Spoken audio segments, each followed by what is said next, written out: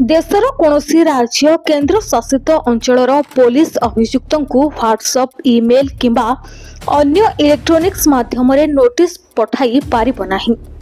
Criminal procedure code किंबा भारतीय नागरिक सुरक्षा संहिता 2023 अधीन एभली करने पुलिस को अनुमति मिली नहीं। सुप्रीम कोर्ट जनवरी 21 रे एही निर्देश देछंती। एही समय जस्टिस एम.एस. सुंदरेश और जस्टिस राजेश बिंदल को खंडपीठ समस्त राज्य और केंद्र शासित अंचल को सीआरपीसी 1973 धारा 41A किंबा बीएनएसएस 2023 धारा 35 अधीन आईनगत नोटिस पठाइबा लगी जो माध्यम को अनुमति मिली सही माध्यम नोटिस पठाइबा को पुलिस को उचित निर्देश जारी करबा कथा कहछंती।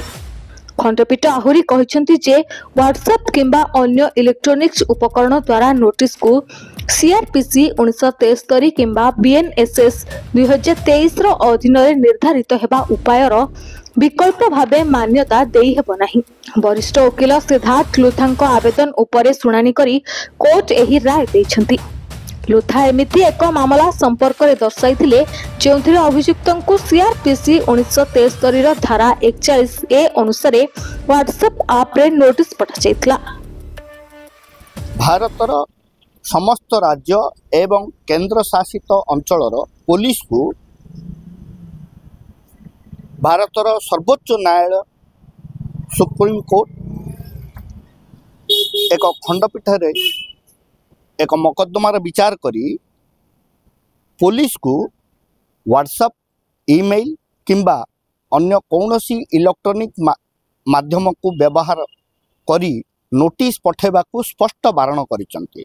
गत जनवरी 21 तारिख दिन 41A एवं बीएनएसएस धारा 35 रे एभली इलेक्ट्रॉनिक माध्यम रे नोटिस पठेबा प्रावधान नथिबा कारणरू माननीय सुप्रीम कोर्ट एई राय प्रकाश करिसंती। माननीय सुप्रीम कोर्ट स्पष्ट भावे प्रावधान भितरे पुलिस नोटिस पठेबा को निर्देश जारी करिसंती। से किंतु तदंतकारी अधिकारी सामने हाजर हुई नथिले। ब्यूरो रिपोर्ट, श्री खबर।